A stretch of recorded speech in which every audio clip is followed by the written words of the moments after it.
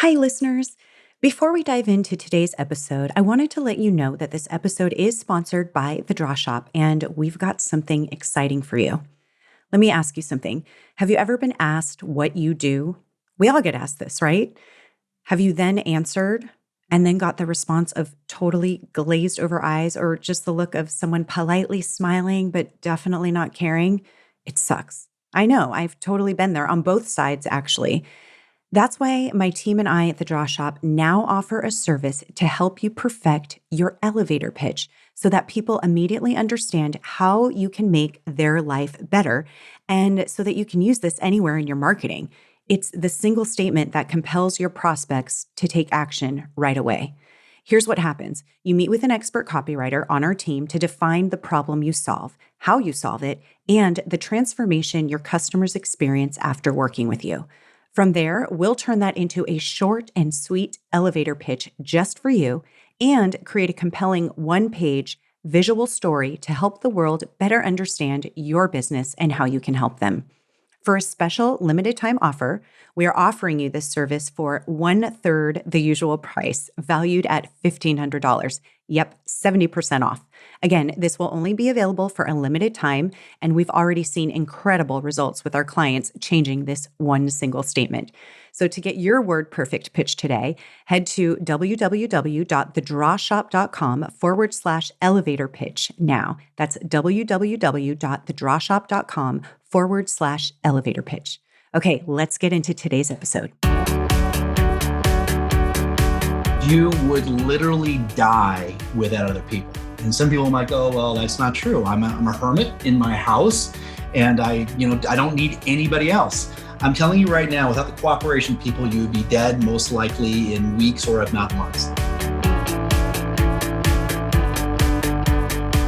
There are gifted speakers, best-selling authors, and successful entrepreneurs, and I've had many of them on my show, and it is rare when you find all three in one person, and it's why I have Peter Montoya on the show today. He is that rare exception. He's a thought leader, a skilled orator, a leadership strategist, and he has real life experience driving his insights and ideas that he is sharing with us today.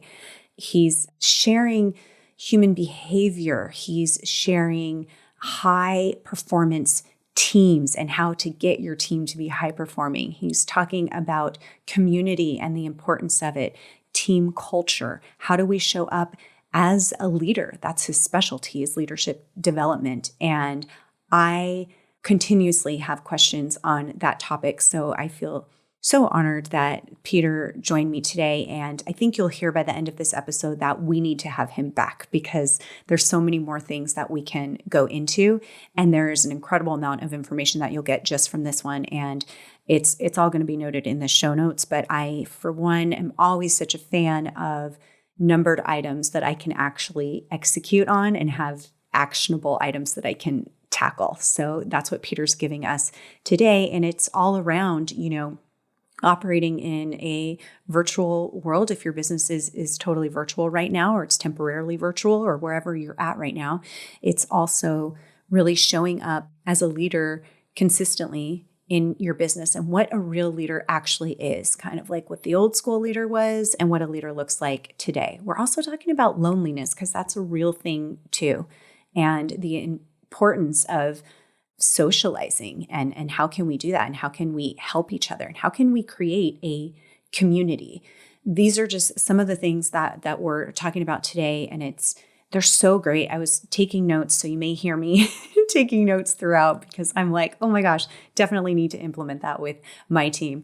He's got incredible books as well that we have listed. So I'm going to dive right in. You're going to hear all about how he got to what he's doing today and why it's so important to him. I love to start with those stories, and he's got an incredible one and just amazing experience. So please enjoy this interview.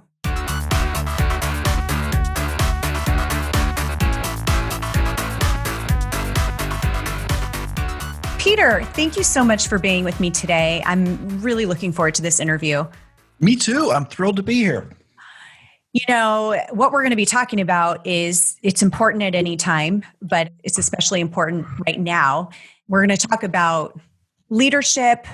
Also, one thing that I am really excited to hear from you about is building high performance teams. And those are like the main things that I would love to focus on because they're big things that our audience asks for. So it's perfect and it's so timely right now because now's a great time to be thinking about it. Always a good time, especially right now. I think so too. Yeah, crisis tends to kind of strip everything down bare and cause us to kind of reassess who we are, either as an individual, as an organization, what's really important, and where are we going. So you're absolutely right. This is what crisis does. It's the ultimate reset button. Absolutely. Yes, yes. So before we dive into all of that, can you give us a brief summary of how you got here, how you got into coaching and speaking and leadership and all of these amazing things that you do? I graduated with a degree in political science, and with a degree in political science, and when you have ADHD, you've only got a couple choices. You can go to law school, which I just didn't have the discipline for law school. You can go into sales, or you can become a bartender. Those are about your three choices with a political science degree. So I chose and went into sales and went to work for the biggest motivational speaker back in the world back in 1993. And I was never really a rah-rah motivation guy, but I loved being in an environment of personal growth and development. I lived over in 22 major cities in 5 years. And then I started at the ripe age of 28, started my own advertising agency. I wrote a book on personal branding called The Brand Called You. I was one of the first people out there touting having a personal brand in the year 2000. I then transformed it into an advertising agency, into a technology company in 2006. And in the last 30 years, I've done 3,000 speeches on either branding and or leadership. So I've kind of been all over the map from a both marketing, sales, and leadership point of view, both in both professional and personal domains. So you really haven't been there. You haven't had much experience, but we're going to talk anyway. I'll see what I can do. So let's talk about, what obviously as we're recording this right now, we're right in the midst of it, and businesses are not open right now, and a lot of people are struggling, not just because of what's going on, but also because it's a new way of working as a team. And I know that a lot of leaders are like, okay, it was a lot easier when I could be in front of their faces, but how do I show up now? There's like this pressure to let people know things are going to be okay. We can still have, our team culture, but like, what is your advice during this time? As far as leadership is concerned? Yeah, as far as leadership is concerned. Got it. So let me ask you a question. I'm going to put you on the spot, Summer. What is leadership about today in 2020?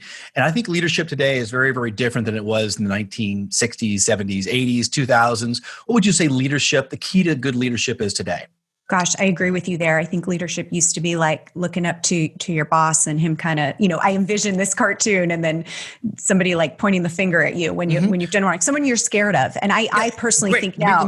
Before you go on. So you're absolutely right. That's what leadership was. It was top down. It was the Jetsons, you're fired. It was intimidation. The leader did all of the vision, strategy, and thinking for the organization. And that was the old model of leadership. So that's a great segue. So what do you think leadership is about now? Well, it's really, it's all about working with the team and being that person that is, okay, you've got our backs. You support us. You're someone we can go to. You're someone who's going to give us the vision, and then we're going to help you execute that vision. There you go. Yes. So leadership today, in my vernacular, is all about leadership development. Yeah. So when I first started my advertising agency, when I told you a second ago at 28, and I started hiring people, I spent 95% of my time in personal production, either doing sales, marketing, or speaking, and about 5% of my time in meetings with my team. I basically went out and created a bunch of sales, came back to the office and said, hey, you guys go figure this out, and figured out how to deliver it. And I left them alone. And that actually did reasonably well, but I would have done much, much better if I led like I do today. And that is 20% of my time is actually in personal production, whether I'm speaking or doing some kind of writing or replying to emails. And 80% of my time is spent with my people, developing them as leaders. And so even in a COVID world where people are working remotely, your number one job as a leader is leadership development. Yep, absolutely. So, I mean, let's just go to like the basics here. If I'm somebody who is struggling and saying, I don't really know if I'm being a good leader, what are the things that I should be doing? What should I be looking at? All right. So the first things, let's just make sure we're covering the basics. You got to think of yourself like a leader. So if anybody's out there listening to this podcast and going, well, I'm not a leader, I don't have a title. There are 3 domains of leaders. The first domain is what everyone thinks about, and that's leaders of businesses and organizations or governments. And you basically have a title. And that's one domain of leadership. Second domain of leadership is friends and family. And more or less, my rule is be a better influence on your friends and family than they are on you. You are always modeling, you are always influencing your friends and family in one way or another, either for the positive or for the better or the worse. And the other domain of leadership is that of self, leadership of self. And that is probably the most important domain of leader. So no matter whether you actually are an anointed leader, which means you have a title of some sort, or whether you are just a leader of self, you are a leader. So you got to, first of all, embrace that, as it were. So that's number one. Then number 2, let me ask Summer another question. Do you want more power? Why or why not? Do you want more power, and why or why not? Gosh, I can tell you this. I don't know if this is, I guess there's no right or wrong, but I want to feel empowered. I can tell you that. Okay. So go ahead and tease out that one. What does empowered mean? And if you want more, be more empowered, why do you want to be more empowered? Feeling that I do have influence, and that it is that if I'm trying to display a certain way of doing things, or, here's how I believe a situation could be handled, I'd like to know that it's being consumed and that it actually is, a good example. I don't know if that's power. This is a great question. You did stump me here. You did great. So I'm going to give you a couple definitions here, and I'm also going to give you and our listeners a lot of clarity. Okay. So power is nothing more than the ability to achieve intended results. The ability to achieve intended results. And most of my audiences, when I ask them that question, they're mixed. Half of them want more power, half of them don't. And the half that don't usually have a picture in their mind of people who have power are some kind of power-hungry, money-grubbing person sitting in a corner office somewhere who is out taking advantage of other people for their own gain. That's their perception of power. But the truth is, power is just the ability to achieve intended results. And whether you want to have more material things, better house, better car, better job, better food, or the subjective things that I think really matter, better quality relationships with your partner and spouse, better relationship with your family, your kids, your parents, better community, more purpose in your life. Power is the ability to achieve any of those things for improving your life. Now, empowerment is the ability to live life by design. So power is one of the tools to live a life of your own design. This is great. Now, do you want more power, Summer? Bring it. Yeah. As a matter of fact, you're going, well, all I can get. Yes. So, whether you want to get more listeners on your podcast, or you want to affect those listeners in a more meaningful way, that they actually take the great kernels of information you deliver on this podcast and they actually use it to improve their life, that is all an exercise in power.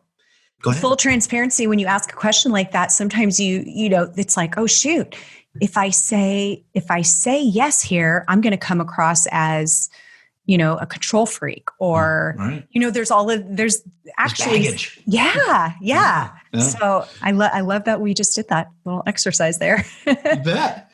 And so leadership power is the following, greatness is accomplished through the cooperation of people.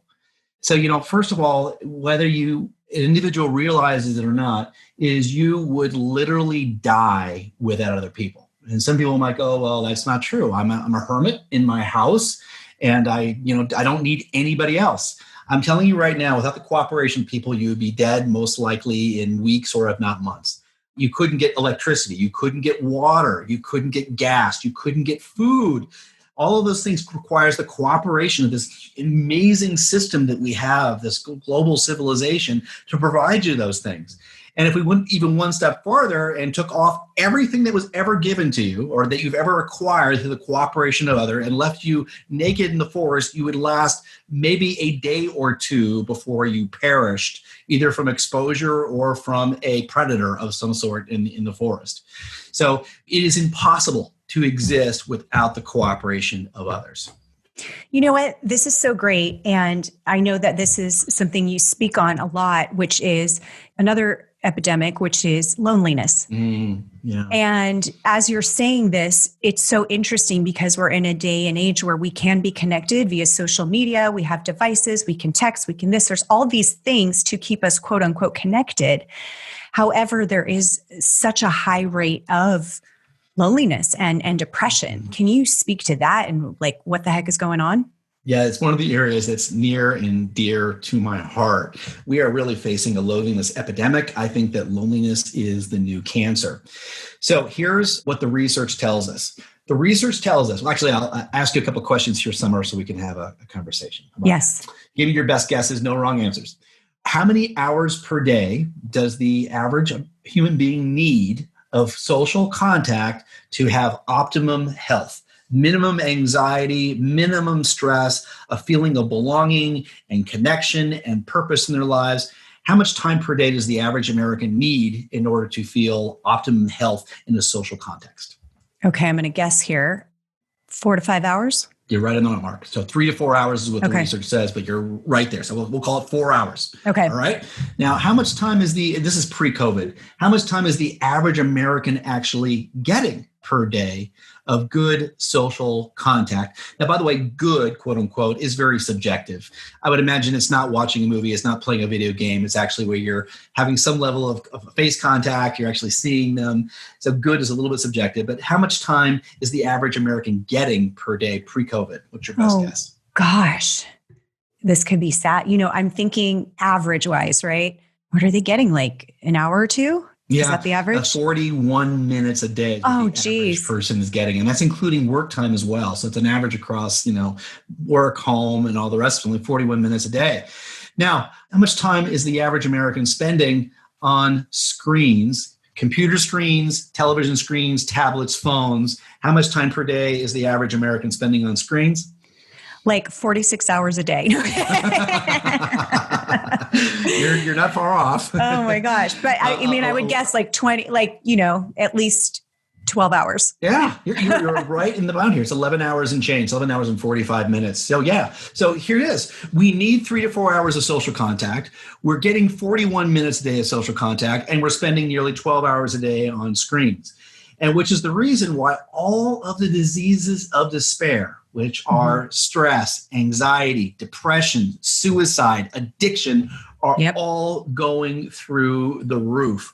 Screens are literally robbing us of the things that make our life worthwhile, which is community and connection and purpose. Yeah. I mean, that's the hard, cold truth. So what do we do about it? Yeah. So right now in COVID, I've got a list of 6 things which I do every single day. And one of those 6 things is I do a face-to-face video chat every single day for at least 30 minutes. Yeah. So I pick whenever every day, you're in the shower, you're getting up and you think about an old friend. When I think about that old friend, I actually connect them via Facebook or via text, and I schedule a time to actually talk with them. I do at least one of those, if not 2 of those every single day. And you think, well, I'll just talk to them on the phone. It's the same thing. It's not. When you actually see somebody and you see their facial expressions, you're deploying a much greater level of empathy. And neurologists think that there's things called mirror neurons that get turned on that actually help provide us much better health. We release dopamine, oxytocin. It makes us feel much better when we actually connect and see somebody face to face. That's one of my daily disciplines during COVID. Non-COVID, pre-COVID, I was doing at least 3 or 4 either lunches, drinks after works, or dinners with friends on a regular basis. There's this huge emphasis in our society of kind of healthiness. And part of a health is, work out 3-4 days a week, get 8 hours of sleep, eat healthy. And your social connectivity is as important or more important than all those other factors. Yeah. What they realized is when you're feeling lonely, if you're feeling lonely on a regular basis, it is worse to your health, worse to your longevity than smoking 15 cigarettes a day. Wow. That's how bad it is. Yeah. And I don't doubt that at all. And I think people, when you think about it, that feeling, like what good medicine it is to actually hang out with people and just, it feels so good. And I remember same thing, we were Zoom calls with friends, meeting up with girlfriends on Zoom, just needing to have that just does so much for your soul. There's some people though, that just get so stuck that it's like, they can't even bring themselves to get there, you know what I mean? To even make the call or make the, face to face. Yeah, you're absolutely right. So when as people start suffering from depression and anxiety, what happens is they actually become immune to the cure. So they start thinking about going out and seeing people. And I've heard literally someone said this to me is that, they're going to ask me questions I don't want to ask or don't want to answer. They might ask me questions where I'm going to feel judged in some way because I haven't been progressing. And so they actually enter this vicious cycle, which actually brings them farther and farther down. So yes, to anybody who has those, we'll call them gremlin thoughts, those kind of eating away thoughts that really kind of bring it down. The first thing I recommend to do is A, stop it. And those shameful thoughts, they just don't help. And then B, start building in a regular regimen of socializing. Yeah. Kind of taking it back to that leadership role. What are some things that we can do as leaders if we sense that this is happening with our teams? You start to feel that disconnect. We're not talking every day. We're not seeing each other. I'm not walking over to your desk. And, even for those, because there are a ton of, even pre-COVID, tons of teams that are virtual. I mean, I'm in San Diego. I have some team members out here, but the majority of our team is in Salt Lake City. We're in 2 different states. So Zoom calls are definitely important for us. But as, leaders where you aren't seeing each other so often and you start to feel there might be some sadness and stuff going on, how do I show up for them? So to me, leadership starts and ends with people. It starts and ends with personal relationships. And under the old world of leadership, it was always fear and intimidation. That's how leaders showed up, is they kind of put on this suit of armor and they basically made themselves into quote unquote a professional. They were not vulnerable. They were not human. They were not real. They were this kind of monolith of professional fear and domination in the workplace. And I've got at least 2 or 3 or 4 different quote unquote personas that I'll put on depending on where I need to go. And there is a time where I am business and don't mess with me. And that is a persona that I will put on because leaders from time to time have got to show that level of confidence, that level of certainty, and that little level of control. But it's not all the time. And when you see leaders who are always in that mode, the expression absolute power corrupts absolutely. That's where that comes from. If you never, ever let your guard down, if you're not reflective, and if you don't get feedback from your team, you will get delusional and you will start spouting and having perceptions of the world which are completely and totally disconnected. So you can't do that all the time. On the other end of the spectrum, I am absolutely human, vulnerable, and present with my people on a very regular basis, which means we have personal phone conversations. Pre-COVID, I had them over for dinner. We went out for drinks, and I let my guard down. So a lot of leaders think that they are better than their people, and I'm here to tell you, you are not. Part of humility is realizing that your life is no more valuable than anybody else's life. Mm-hmm. Now, in an organization, you probably have more authority, and authority means you can make decisions. However, you as a human being are no more valuable than anybody else. And there's absolutely no reason why you cannot have personal conversations with people and still maintain the level of respect. Now, could you censor yourself and be careful about what you share? Sure, I'll let you draw those lines. But I'm telling you right now, there are more and more examples of authentic leadership where leaders are being vulnerable and being real and actually getting better results because they connect within a human-to-human basis with their people.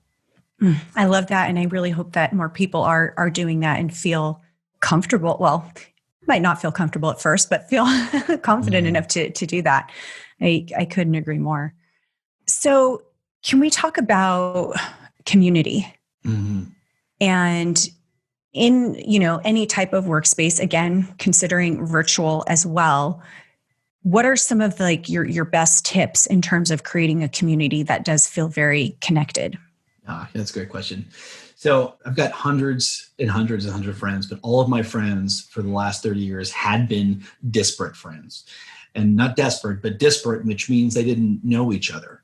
Okay. So what makes community work is where I know you, Summer, and you know my friend Doug. And when Doug's not here, you and I can talk about Doug. Yeah. And not in a gossipy way, but in a caring way, which is, where's our friend Doug? Yeah. And that's really important because it sends a subjective communication between you and I that people care about us when we're not here. So you've got to have an interconnected group of people.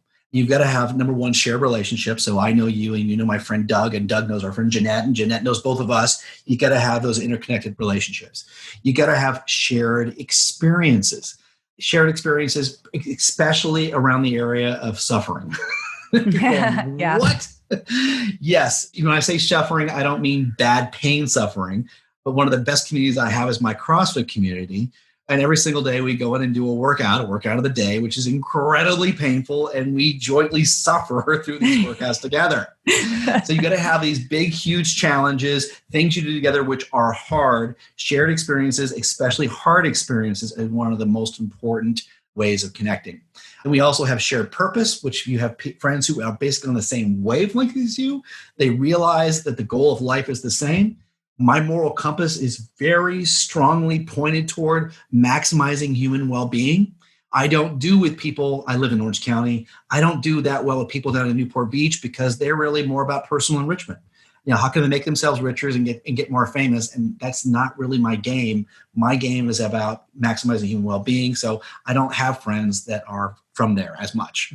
And then also you got to have shared values, and shared values basically means you kind of make the same decisions. You kind of have a way of doing things. You value things the same way. So those are the things you got to have in common in order to have a community. And so my recommendation is you start knitting together friends through social interactions on a regular basis and start talking about what brings them together, what they like about, and get them moving in the same direction. And is that something you could do with your team, within your organization? I mean, you got to consider you're spending 40 to 50 hours a week with the people that you work with, and you most likely have a lot of shared suffering, especially if you have. I'm like, what kind of challenge can we all do together where we're all suffering? They're going to be like, oh no, what is she making us do now? Well, in an organization, what you really do is you set up big goals. You put out a big, giant goal. You break it up into executable sprints. So most likely you go, okay, we're going to grow our revenue by 20% for the year. We've got, 7 months left. And then you're going to break everything down into 2-week sprints. So, Summer, have you ever done a all-day volunteer activity with a group of people? Like maybe you were working at a food bank, you were planting trees, or you were building a house. Have you ever done anything like that before? Yes. What did you do? Building a house. Okay, got it. Yeah. So usually what happens in the middle of the afternoon, you do your morning and everyone's pretty energetic. You go to lunch, you come back from lunch, and around 2 or 3 o'clock, everyone's moving, but not really getting anything done. Everyone's kind of lost focus. There's a big giant lull in the middle of the afternoon. Totally. Then all of a sudden everyone realizes, oh my gosh, it's 3 o'clock. We got to get this done by 5 o'clock. And then everyone moves at warp speed for the last 2 hours. Does that sound familiar? Absolutely, yes. And that happens at work too, but over a much longer extended period of time. So what we good business leaders do is they break down into these big giant goals into 2-week sprints. They basically say, okay, here's what we're going to accomplish in the next 2 weeks. They have each team and department figure out what part of it they're going to accomplish and get everyone moving in the same direction at the same time. You do daily what are called stand-up meetings, which are no more than 30 minutes. And people have a chance to say, okay, here's what I got done yesterday. Here's what's working for me. Here's where I need help. And you don't dive into problems in that meeting. You do that offline because otherwise the meeting goes from 30 minutes to 3 hours and it kills morale. Right. But it basically uncovers them. And what's great about sprints is now everyone is moving more or less. Here's the deal. If you give me an organization and everyone is rowing in the same direction at the same time, I can dominate any industry, any market, at any time. The challenge is how do we get an organization of whether it be 50 or 500 or 5,000 to be rowing in the same direction? The sprint is one of the ways that you do that. So when you have everyone working in the same thing, everyone's communicating because everyone has top of mind awareness on the same exact things. You make decisions in real time. There's no more theorizing about what we will do or might do. You've got a deadline coming up in 2 weeks. You're making decisions and making it happen. And everyone's moving in the same direction at the same time. So sprints is a fantastic way for business leaders to take big, giant, huge, hairy, humongous goals and breaking it down into realistic chunks that can actually get done during the course of the year. I love that so much. I think that's so important, so great. I love the chunks because otherwise it can get overwhelming. And then you can celebrate those sprints along the way, what you've achieved. Yeah. You put a reward in at the end. You do a debrief at the end. 3 basic questions. What worked? What didn't work? And how do we improve the process next time? Yes. So the process has only got basically 3 steps to it, which is you have a creation meeting where you basically a sprint rollout meeting where you basically figure out what you're going to do and how you're going to do it. You have your daily stand-up meetings and you have your recap at the end. Those are your 3 basic steps. Now, every team will implement it differently. They kind of build their own little ways, and some people might use Microsoft Teams as a way of managing it. Somebody else might use what's another one that everyone uses nowadays? I'm forgetting. Asana or one of those. Slack or something. Slack. And maybe we don't do it by phone call. Maybe we do it every other day. And you can tweak it till your heart's content. But you kind of build the system the way you want to. But it's got just those 3 basic steps.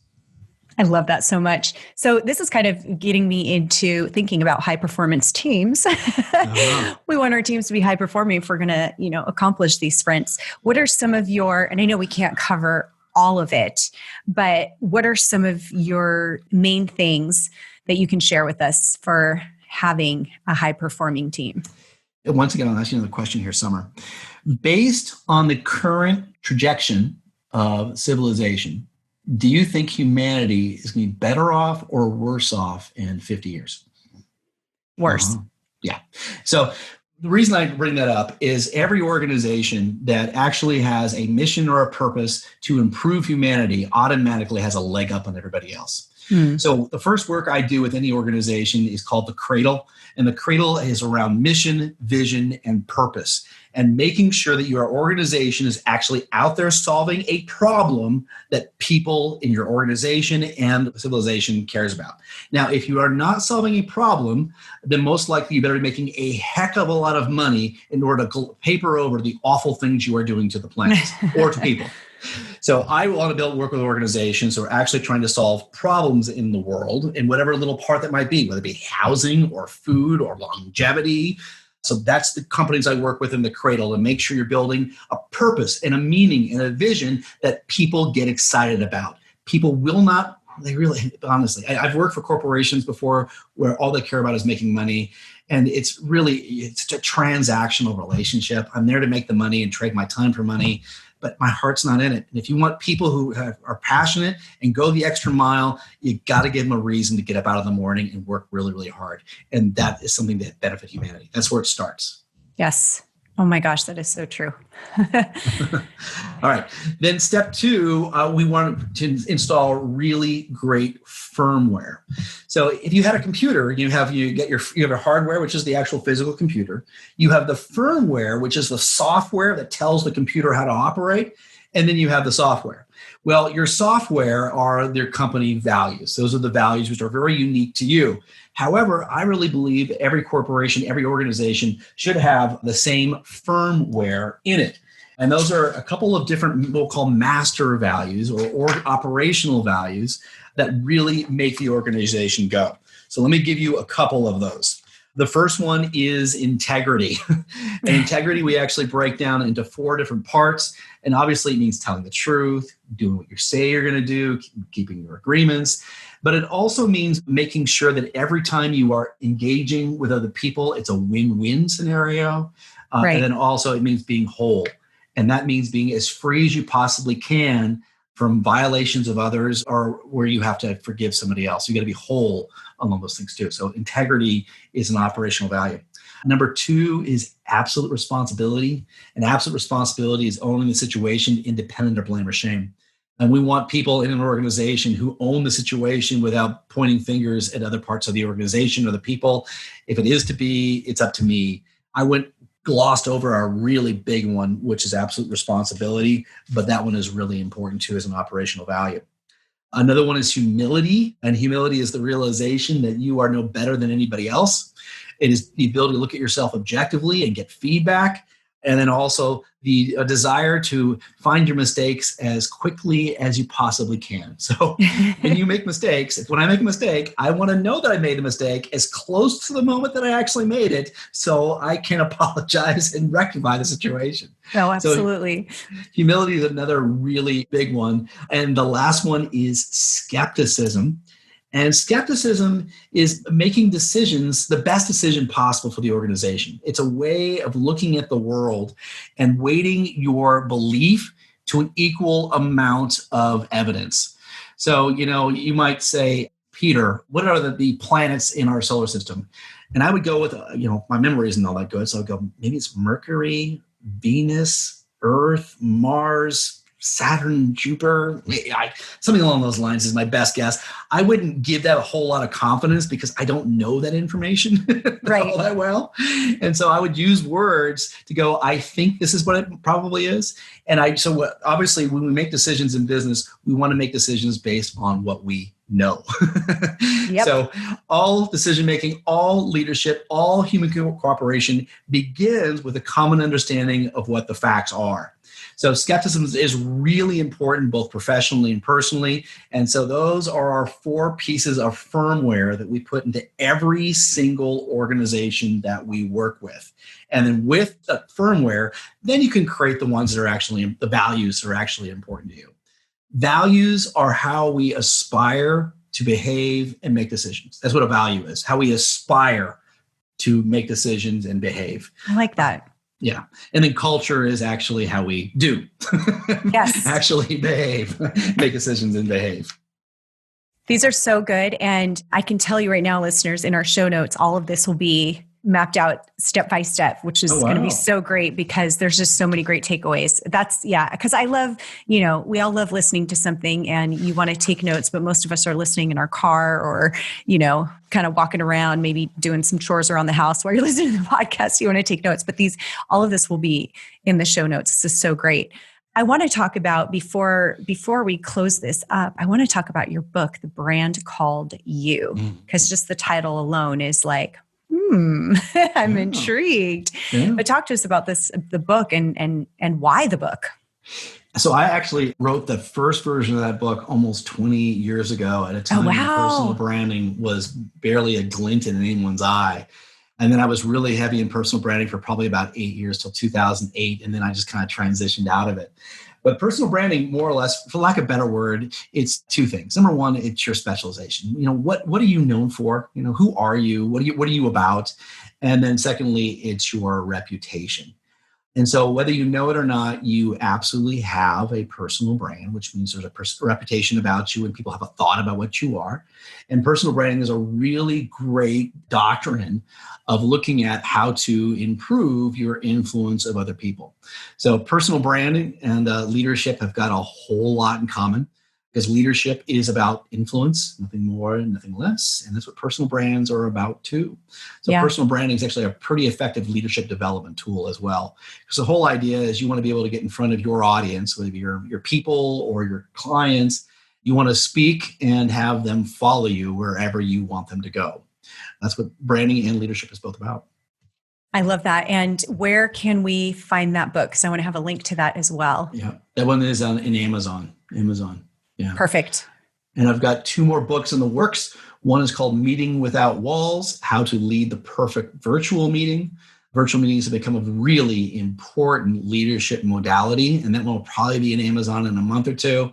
And then the one following that is the High Performance Organization, How to Dominate Any Industry, Any Market, in any time. Yes. I love both of these. And both of them they're so important, especially the virtual, because I think that we're going to see, as businesses start to open up again, that's going to be the new norm. I think it was already headed that way. And now it's just it's accelerated. It's accelerated now. Yeah.